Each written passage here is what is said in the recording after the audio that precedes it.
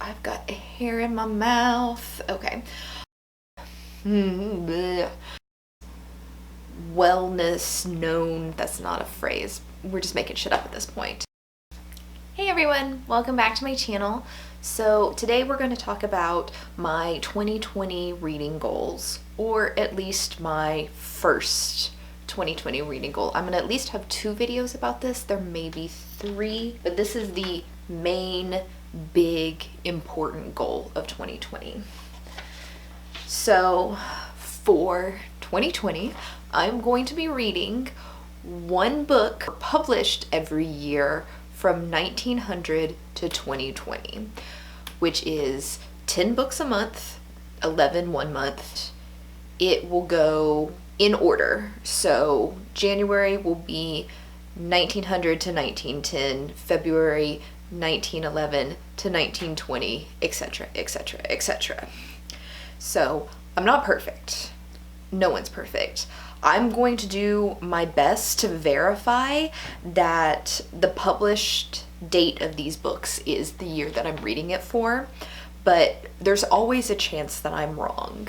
I will do a new TBR every month, and if you guys question or think I have a publishing date wrong for a book that is in my TBR, please let me know in the comments. I will either tell you where I got that publishing date from.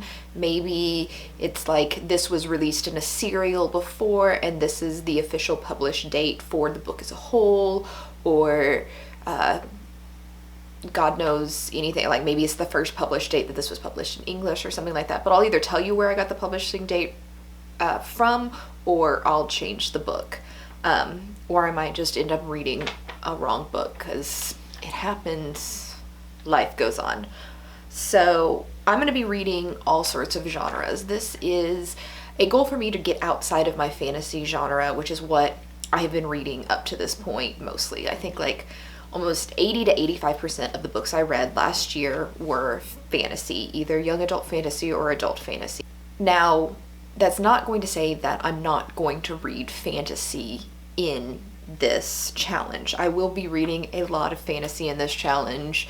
I mean, a good portion of it's going to be classic fantasy, but I am going to be reading things other than fantasy in this challenge. At least a whole lot of classics, right? I will also be reading a lot of different age groups. So I might read a children's book because Cat in the Hat came out that year, and that's a children's book that all of us relate to. Or I might be reading like a short story, or I might be reading Atlas Shrugged and really kill myself that month.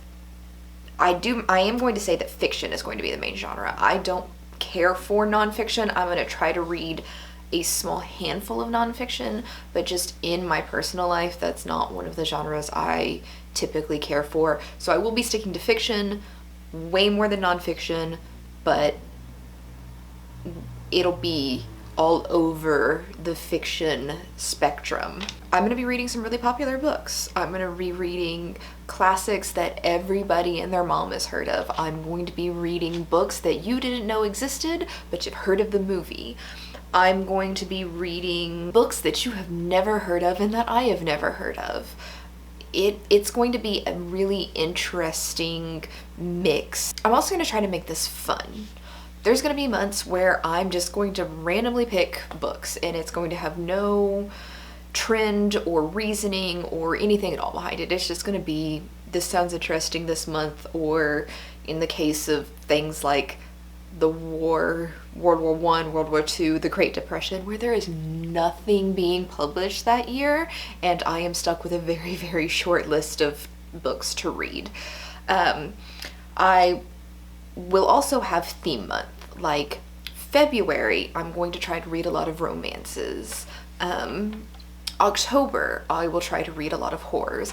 It might not necessarily be all romances or all horrors, but that will be like the goal books. Now, I'm also going to have little challenges within this where, say, you guys pick what I read. I could do this through Instagram. Actually, it'll probably all be through Instagram because that's by far the easiest thing, where I can put up 3 or 4 books for each year, and then you guys choose which ones I'm going to read that year. So make sure you follow me on my Instagram if you're interested in picking my books for me. You can also recommend books that you really, really want to see me read in the comments below. And if that fills a good spot for that year, then I'll pick it up. I'm not going to promise that I'm going to read everything you recommend. That's just not feasible, but I will definitely take a look at everything you recommend. We're going to just jump right into my January TBR. I am going to show you the book that I'm reading for that year, tell you what year it's for, and then try my best to give you a brief description of them.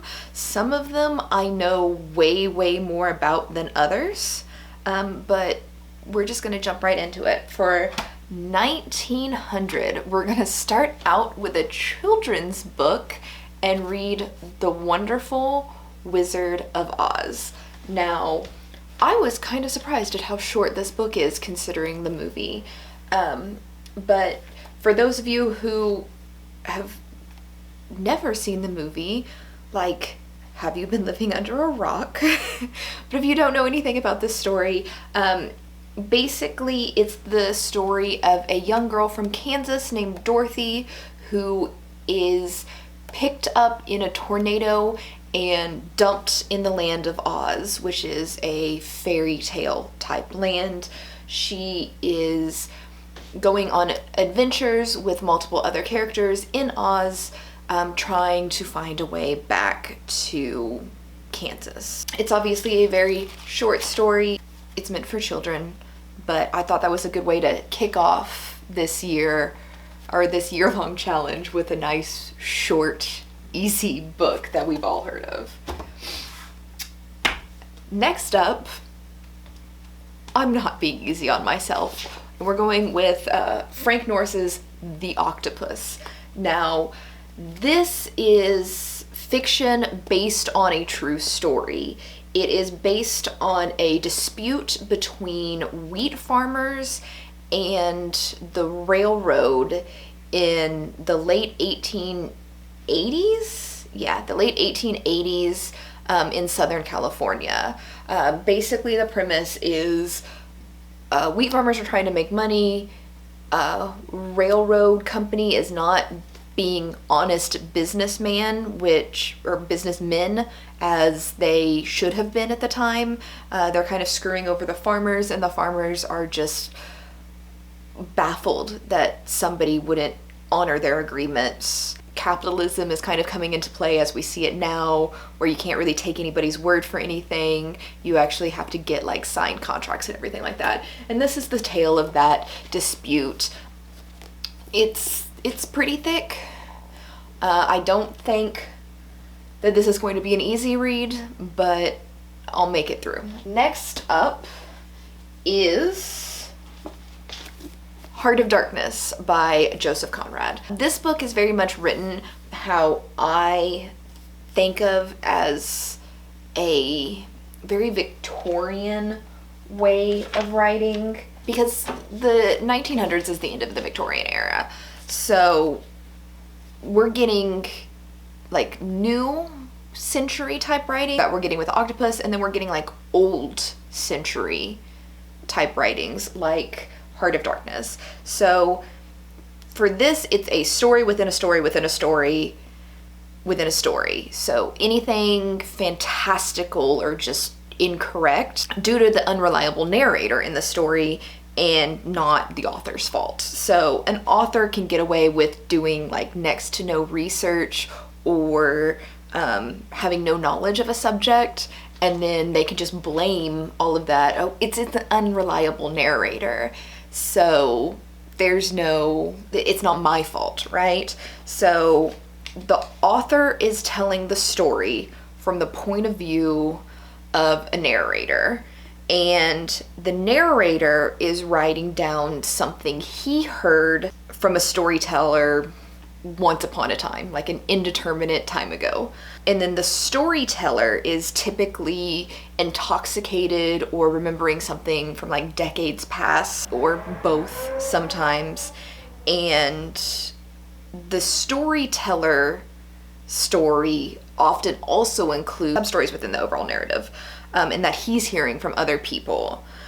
Any inaccuracies in these type of stories are usually due to layers, and the other big thing with these stories is they're usually very dense, and it's a lot of allusion and a lot of metaphors, and this is the kind of story that English students have to read and slog through and then come up with like, oh, this was a metaphor for this, and the heart of darkness is a metaphor for that, blah, blah, blah. It takes place in the Congo, and the storyteller in this place is a man named, why can't I not remember his name? Named Marlowe. And he is telling a story of going down the Congo somehow, I guess in a boat. There's a river, ivory. They're trying to get ivory. And he is telling his story of going to meet a man named Kurtz, who is like the ideal man or something like that. I don't know. This story itself, like you can see, this book is thick, but only this right here is the actual story. All of this is supplementary reading, and then this is like the introduction. The fact that the supplementary reading is this big basically tells you how dense this tiny short story is. It's 100-something pages, but there's a lot of information to take in, and a lot of college students who have to do a lot of work on this short story. So it's going to be a chunker to get through, even though it's short as hell. I have an English degree. I'm used to reading stories like this. Next on our list is Call of the Wild by Jack London. Now, this is another book that it looks bigger than it is. This has Call of the Wild and White Fang in it, and Call of the Wild is the first story. So it's shorter than it looks from the book. This one is very interesting. It's from the perspective of a dog named Buck, and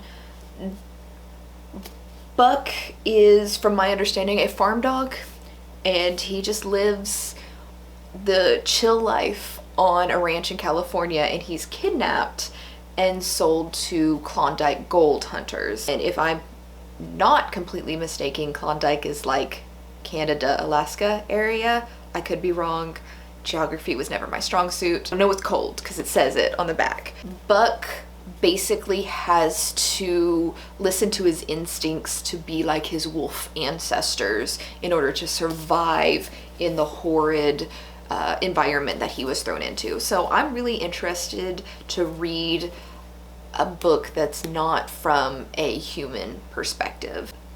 I don't know about you, but Call of the Wild to me is one of the really, really popular, well-known novels of the early 20th century, so I'm very excited to read this one.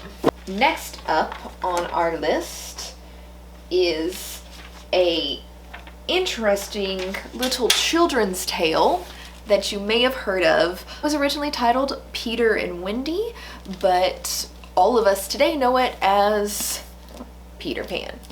So this is an annotated one. I think it's got illustrations. Yeah, it's annotated with illustrations. It looks like a really big book because of how like wide it is and how thick it is, but I don't think the story's actually as long as this book shows it.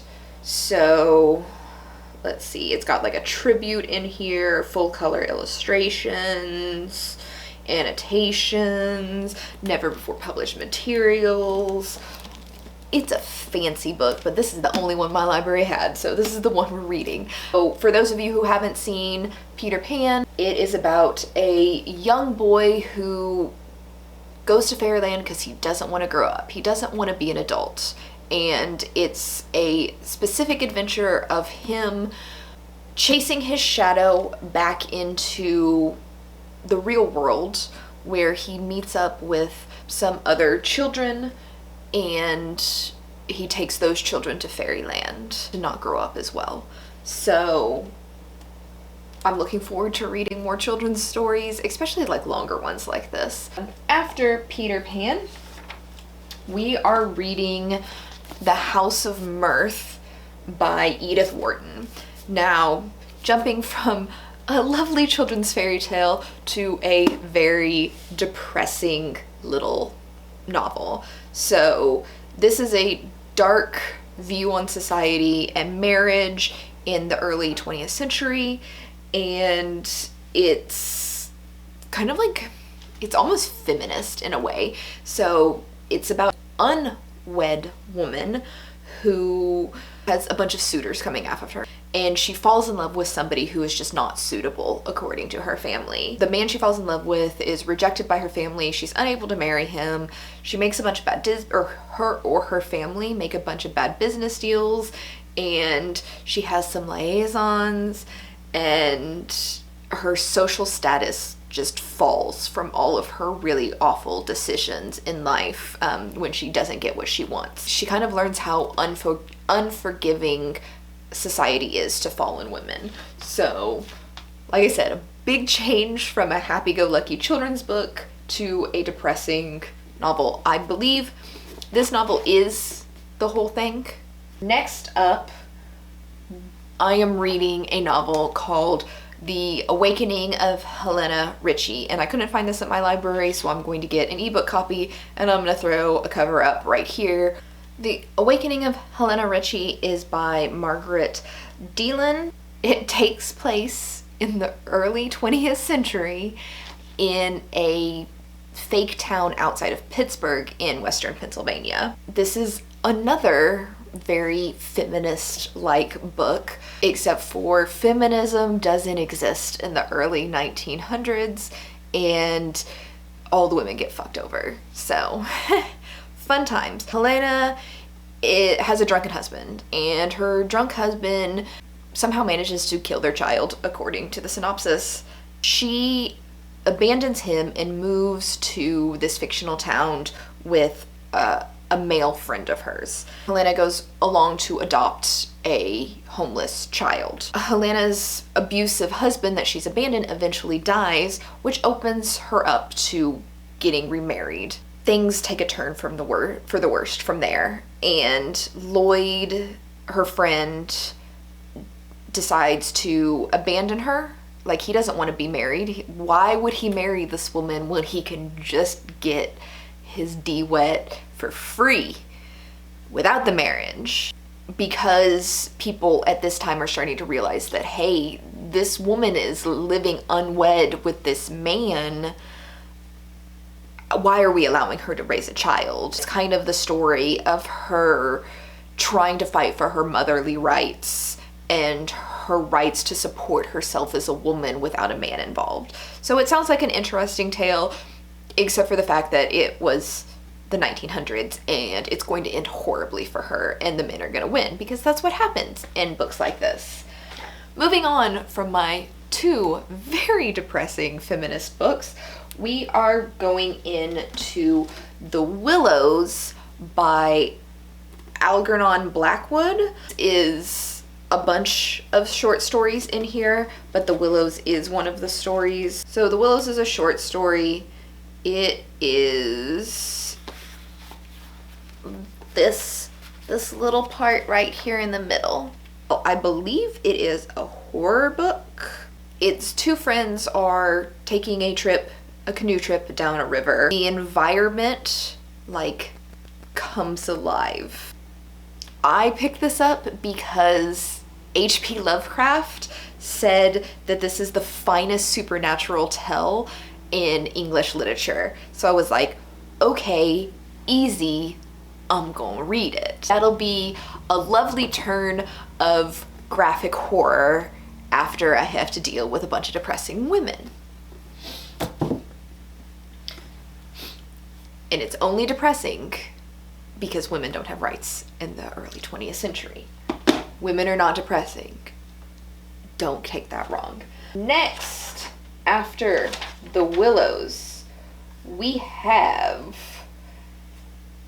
Anne of Green Gables, a children's story. So I'm jumping around all over this first decade. Anne of Green Gables is a different kind of the children's book than I've read so far this month. The Wizard of Oz and Peter Pan are both fantastical tales, like fantasy tales. This one is just about a young girl who is finally found a home. She, I believe, is an orphan, though I could be wrong. It doesn't actually say she's an orphan. It just said from the first time that she saw Green Gables, Anne Shirley knew she had finally found a place to call home. So I don't know if her family just moved or if she's an orphan. But to me, it sounds like an orphan because people are home, not houses. But Green Gables is the name of the house, and it takes place in Canada in a village of Avonlea. I probably pronounced that wrong. It's a coming of age tale is how I'm assuming this is. This particular copy I realize is a retelling, so I will be reading this as an ebook, so I read the original and not a retelling. I just have this, so I'm holding it up. Next, after Anne of Green Gables, we are jumping to a completely different place than we've been so far. We're gonna jump over to Europe and read The Phantom of the Opera. I didn't honestly know that The Phantom of the Opera was a book. I thought it was just an opera. This is by Gaston Leroux. It is a French novel. This copy has been translated into English because I don't speak French. This book takes place in an opera house in Paris, I believe. I'm not 100% sure. I do know it takes place in France, but I'm just assuming Paris because I'm American and the only city that I know of in Paris, or in France, is Paris. So this is about an opera house where a fire had taken place many, many years before the events of this book. A man, he was burned horribly, and he has been living in the catacombs of the opera house since this, basically haunting the opera house as a phantom. He's known for the mask that covers half of his face, which is where the burns are. A young girl who is the phantom's protege is getting her chance. Well, he wants her to be an opera star and basically does anything he can, including threaten to murder people, probably actually murder people, to get her place as an opera star because he has trained her from a young child. I'm horrible at explaining things sometimes, but yes, Phantom of the Opera. The final book, because I'm reading 11 books this month instead of 10 because 1 month I had to read 11 books and I might as well start early and get it over with early in the year instead of having to try to like play catch up at the end of the year. The last book from 1910 is going to be Sleeping Beauty and Other Tales from Old French. So we're staying in France, and this is our first retelling, kind of. It's basically, if you know anything about older languages like Old English or Old French, an English speaker, if you looked at Old English today, and you can experiment with this, just pick up Chaucer, a lot of the words don't make any sense to you at all. Like, it's like, this vaguely looks like an English word, but I have no idea what it means. And then the sentence in context is very hard to understand. So typically they are written in a modern English. So the same thing happens with Old French, where if you're a native French speaker, you don't understand what the Old French means without a lot of extra training. Sleeping Beauty was a tale written in France at during medieval times. This is taking a lot of those tales, translating them into modern English. I love Sleeping Beauty, like the Disney movie. I have a feeling this is going to be much darker. I'm really excited to read it. I love medieval literature. I took quite a few classes on it when I was in college. I think I'm really gonna enjoy it. That is all for 1900 to 1910 and my TBR for this month. Let me know what you think about the TBR. Let me know what you want to see in the 1910s. 1910s is going to be difficult because World War I is going on and not a whole lot is published. I do have a theme for next month where I'm going to try to read romances because it's Valentine's Day. So if you know of any romances written in 1911 to 1920, let me know. I'd be happy to look into it and maybe pick it up. But I will see you Tuesday with a vlog. Later, guys.